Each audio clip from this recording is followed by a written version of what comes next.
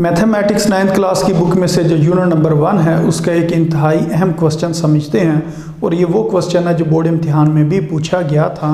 तो ये क्वेश्चन कुछ इस तरीके से वो पूछते हैं कि इफ़ 2 और उसके बाद एक मैट्रिक्स लिखा हुआ है, फिर +3 और उसके बाद एक मैट्रिक्स लिखा हुआ, और वो ये कह रहे हैं कि ये बराबर है। इन दोनों को मैट्रिक्स को जब आपने सॉल्व कर लेना है ना, यानी कि 2 को इसके अंदर मल्टीप्लाई कर लेना और ये 3 को इसके जो मैट्रिक्स के अंदर टर्म्स लिखी हुई हैं उनके साथ मल्टीप्लाई करना है, तो फिर ये किसके बराबर होगा? 7, 10, 18 और 1 के बराबर होगा। तो फिर आपने क्या करना है, ए और बी की जो वैल्यू है वो फाइंड करनी है। तो इस क्वेश्चन को किस तरीके से सॉल्व करेंगे? सबसे पहले आपने इस क्वेश्चन को एक दफ़ा दोबारा लिखना है। मसलन ये लिखा ना 2, फिर ये मैट्रिक्स के अंदर लिखा हुआ है 2, 4, -3a और उसके बाद ये लिखा +3 और फिर आपने लिख दिया 1, b, 8 और -4। ये किसके बराबर है? ये बराबर है 7, 10, फिर इधर 18 और इस जगह पर 1। अब इस 2 को अंदर जो मैट्रिक्स के जितनी भी टर्म्स दी गई हैं, यानी कि 4 जो टर्म्स दी गई हैं उनके साथ मल्टीप्लाई करें। जब इस 2 को हम मल्टीप्लाई करेंगे, इसके अंदर जो टर्म्स लिखी हैं उनके साथ 2 2s are 4, 2 4s are 8, फिर 2 को जब -3 से मल्टीप्लाई करेंगे तो ये -6 बन जाएगा। जब 2 को a से मल्टीप्लाई करेंगे तो इस जगह पर आ जाएगा 2a। फिर उसके बाद लिखेंगे प्लस। अब ये जो 3 लिखा हुआ है इसको अंदर मल्टीप्लाई करना। जब इस 3 को 1 से मल्टीप्लाई करेंगे तो इस जगह पर क्या आ जाएगा? 3 आ जाएगा। जब 3 को b से मल्टीप्लाई करेंगे 3b बन जाएगा। जब 3 को 8 के साथ मल्टीप्लाई करेंगे तो इस जगह पर आ जाएगा 24। और ये जब 3 को आपने -4 के साथ मल्टीप्लाई करना तो इधर आ जाएगा -12। और ये किसके बराबर है? ये बराबर है 7, 10, 18 और 1 के बराबर है। अब अगर हम लेफ़्ट साइड पर देखें, ये दोनों मैट्रिक्स ऐड हो रहे हैं, तो इनको ऐड करते हैं। ऐड करने का तरीका क्या होता है? जो लेफ़्ट साइड के कॉर्नर पर ऊपर जो लिखा है, इधर 4 लिखा हुआ है और इस जगह पर क्या लिखा हुआ है? 3, और बीच में क्या लिखा हुआ है? प्लस। तो इस जगह पर क्या लिख देंगे? प्लस लिख देंगे। अब ऊपर जो राइट साइड के ऊपर लिखा है उसको देखते हैं। इधर 8 लिखा हुआ है और इस जगह पर क्या लिखा हुआ है? 3b। तो इसके दरमियान में क्या आ जाएगा? प्लस आ जाएगा।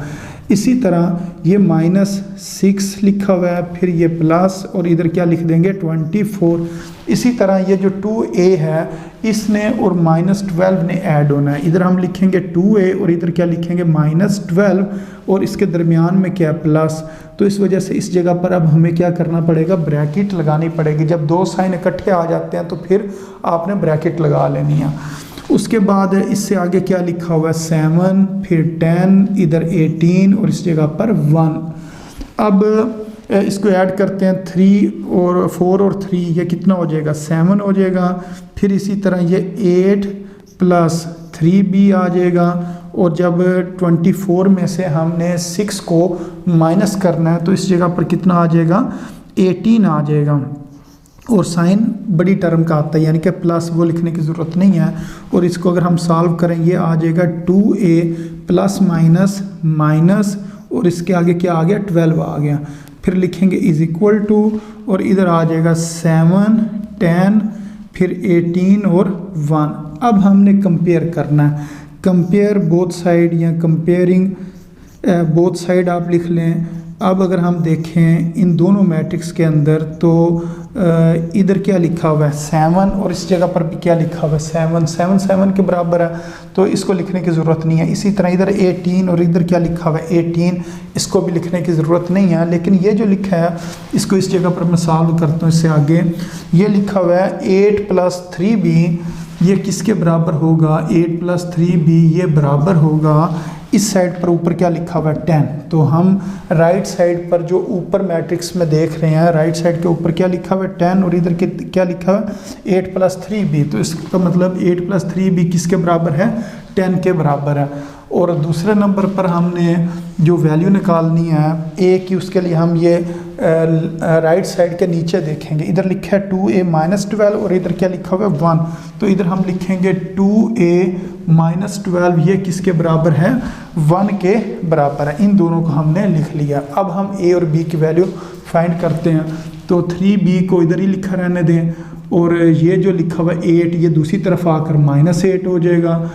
10 में से 8 को माइनस करें तो 2 आ जाता है, और b की वैल्यू निकालनी है, ये 3 मल्टीप्लाई हो रहा है तो इस जगह पर आकर क्या हो जाएगा, डिवाइड हो जाएगा। ये हमने b की वैल्यू फाइंड कर ली है। अब इसी तरह हमने a की वैल्यू फाइंड करनी है।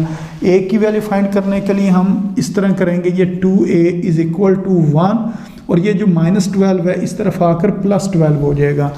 अब 12 के अंदर अगर हम 1 ऐड करें तो कितना हो जाएगा, 13 हो जाएगा। 2a किसके बराबर आ गया जी, 13 के, और a की वैल्यू निकालनी है तो ये 2 मल्टीप्लाई हो रहा है, इधर आकर डिवाइड हो जाएगा।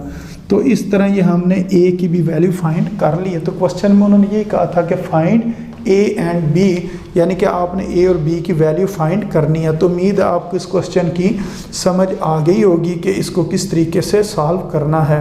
तो अपनी दुआओं में याद रखें। अस्सलामु अलैकुम व रहमतुल्लाहि व बरकातुहू।